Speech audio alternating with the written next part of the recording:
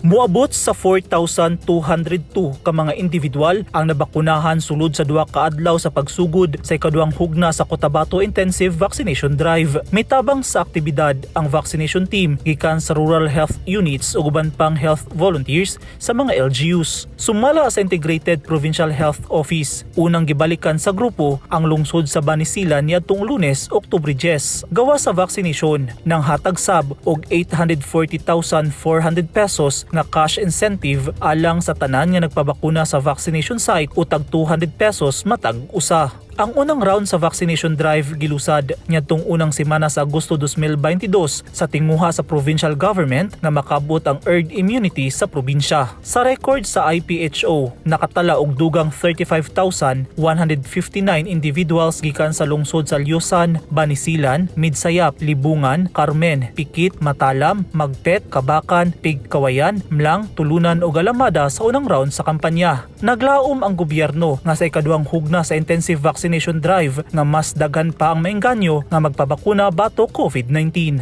Eugene Hinutan, Newsline Philippines. Stay safe.